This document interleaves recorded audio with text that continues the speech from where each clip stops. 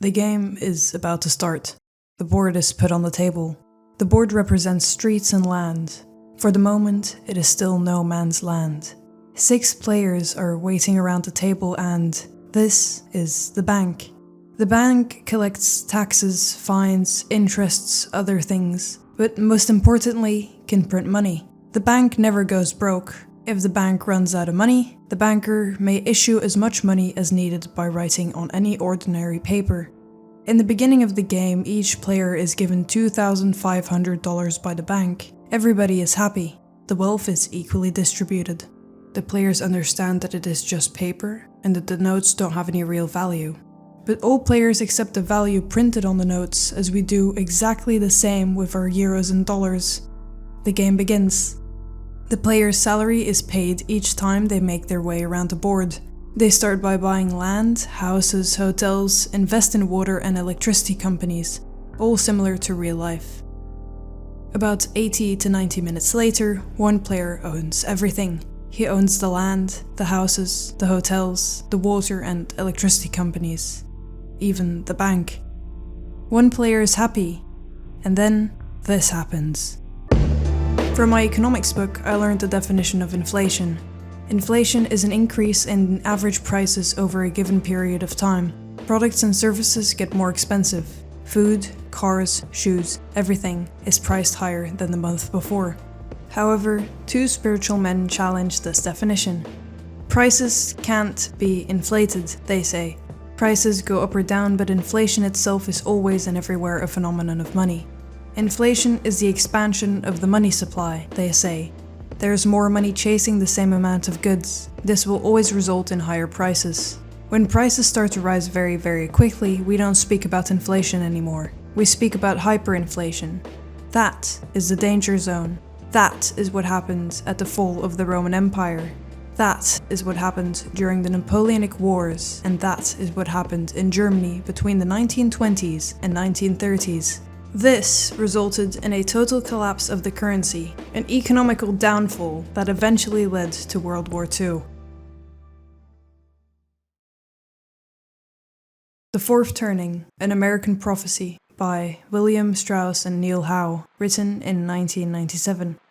The book says history is repeating itself in blocks. The blocks are called cycles, and each cycle spans the length of a human life, roughly 80 to 100 years. The end of the cycle is the crisis, the fourth turning, that also marks the beginning of a new cycle. The last block was the one ending with the Great Depression of 1929 and World War II. The crisis prior to that were the Napoleonic Wars at the start of the 19th century. Before that we had the British-Spanish Wars and well, we could go all the way back to the fall of the Roman Empire. After World War II, a new cycle of around 80 years began. The end of this new cycle is a crisis. We are in a crisis right now. As I mentioned before, the book was written in 1997, but the authors knew something was coming. Maybe not the COVID pandemic, the climate pandemic, or the Ukrainian conflict, but they were surely expecting something. And they also seem to know how it eventually will end. That begs the question, how did they know? Throughout their history, these 80-year blocks have been remarkably similar, one being almost a copy-paste of the other. Within each block there are 4 turnings or seasons of about 20 years each. We usually call them generations.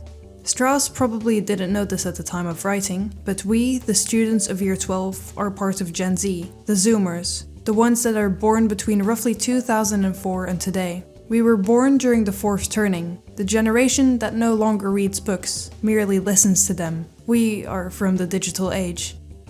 The people born during the previous crisis, from 1925 till 1942, are what they call the silent generation. Most of them are already dead, a lot of them died during World War II. The people born between 1943 and 1963 are the boomers, the products of the baby boom after the Second World War. They came of age in the mid-60s and 70s. Then we have the people born between 1964 and 1984, Gen X, young adults of the 80s and mid-90s, the MTV generation, influenced by the television channel MTV, the first generation that grew up with personal computers. People born between 1984 and 2004 are the millennials. These are the young adults of today.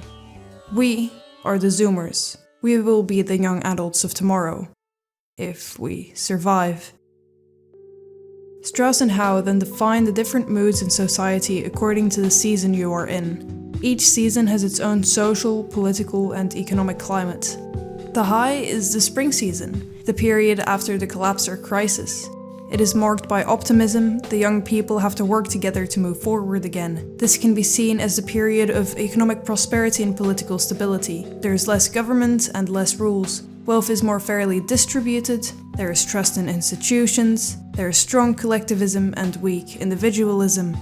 Eventually the mood changes and we enter the awakening, as in the 60s and 70s. It is summer now. The young adults of this period don't remember anything about the crisis, and they start questioning the cultural and social values of their parents. They come together not to move forward economically, but to make the world a better place spiritually. Bob Dylan, an American singer/songwriter, can be seen as the voice and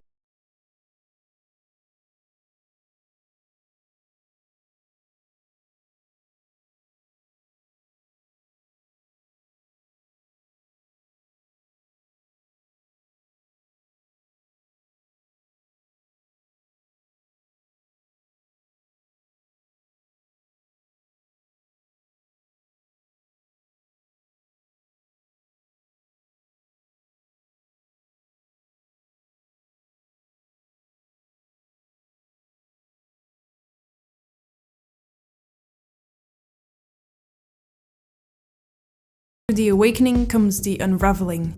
In autumn, the emphasis is on liberties and freedom. The focus switches from spiritual to business environment. It is all about money. Society has grown more complex, consequently, government is much larger and more rules are put into place. The trust in the government starts to fall, and economically, oligarchs, very rich business leaders with political influence, rise to power. People are becoming more selfish, individualism is strong, and collectivism is weak.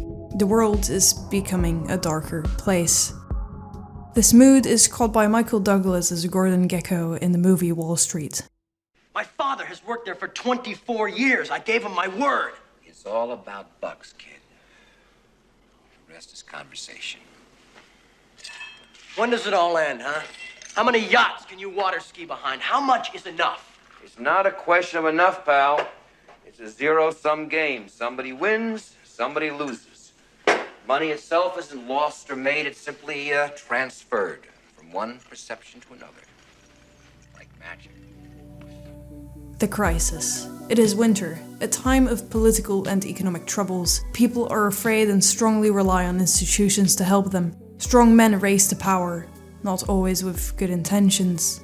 But people also come forward to overcome the problems. There is war to be fought. So are we the heroes who will build back better again? For the time being, the crisis does not seem as bad as the authors claim. Yes, there is a war in Ukraine and we have some inflation, but people still drive cars, streets are still filled with people in shops, the restaurants are fully booked, and no one seems to care. Nevertheless, the book predicts a complete collapse in our current system at the end of the fourth turning, which will be around 2025 and 2030. So are there signs on the horizon? According to the book, 3 points need to be checked. At the end of the fourth turning, the risk of catastrophe will be very high. The nation could erupt in any intersection or civil violence, crack up geographically, or succumb to authoritarian rule. Old heroes, the smart business people, and the politicians will be replaced by new heroes as their greed becomes increasingly visible. This is a time of high inflation or hyperinflation, which will lead to income inequality and a sharp increase in global poverty, and a total collapse. High inflation, according to the book, is the result of money printing and is represented by the amount of debt outstanding. So what is the amount of debt outstanding? The US Department of the Treasury runs a website, www.usdebtclock.org. This is an accurate estimate of the outstanding debt of the US and nations worldwide.